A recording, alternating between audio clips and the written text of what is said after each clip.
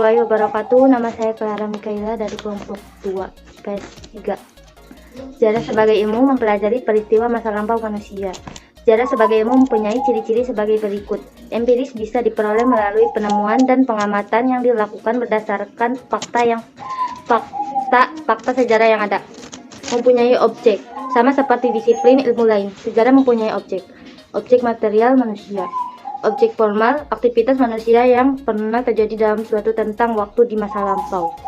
Teorinya, kaidah pokok sebagai suatu ilmu seperti teori challenge dan respon teori masuknya Hindu. Metode, sejarah mempunyai cara tersendiri dalam penelitiannya maupun penulisannya. Di sini saya akan menjelaskan materi tentang sejarah sebagai peristiwa. Sejarah sebagai peristiwa diartikan sebagai peristiwa masa lampau manusia yang benar-benar terjadi, sehingga hanya terjadi satu kali saja, tidak berulang kali, yaitu pada saat kejadiannya sedang berlangsung, sehingga tidak mungkin terjadi lagi pada masa-masa yang akan datang. Setiap peristiwa yang terjadi akan berbeda dengan peristiwa sebelumnya.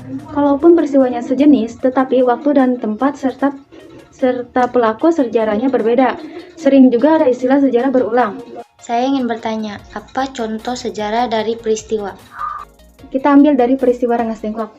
Dalam peristiwa penculikan yang dilakukan oleh sejumlah pemuda, antara lain Soekarni, Wikani, Aldi, dan Chairul Saleh dari pertumpulan Menteng 31 terhadap Soekarno dan Hatta. Peristiwa ini terjadi pada tanggal 16 Agustus 1945 pukul 3 WIB. Kejadian penculikan tersebut terjadi di Jalan Menteng 31 Jakarta menuju Rengas Dengklok Karawang.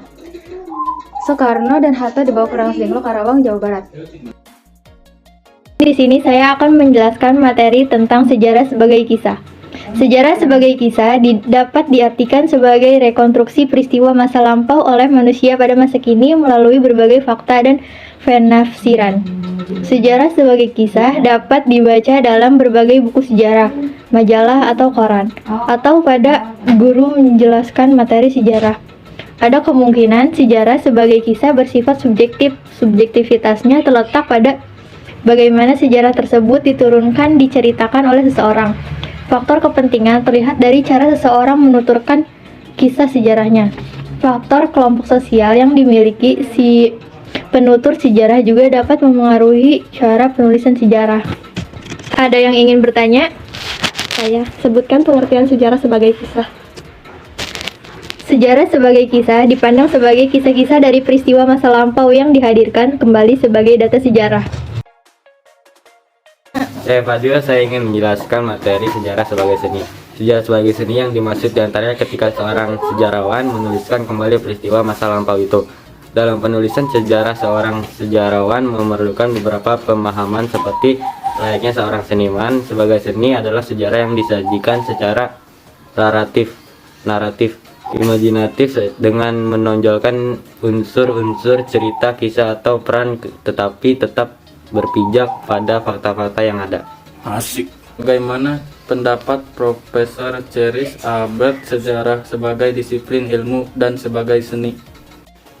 Menurut Profesor Charis Albert, sejarah seni tidak dapat dipisahkan dan saling melengkapi. Salam terima gaji. Ingin menjelaskan tentang cara pikir diakronis. Yang dimaksud dengan cara pikir diakronis dalam sejarah adalah memanjangkan waktu dalam berpikir, namun secara ruang kita terbatas. Sejarah dalam cara pikir ini dipentingkan prosesnya sehingga berupaya untuk melihat sejarah dari sudut pandang tentang waktu. Pendekatan diakronis ini menganalisis evolusi dari waktu sehingga lebih menekankan perubahan dari masa-masa lampau. Diakronik memiliki sifat vertikal dan memiliki konsep perbandingan. Ada yang ingin ditanyakan?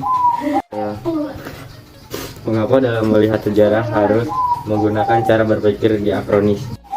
Karena yang perlu diperhatikan dalam membaca sebuah sejarah adalah peristiwa yang terjadi dari waktu ke waktu.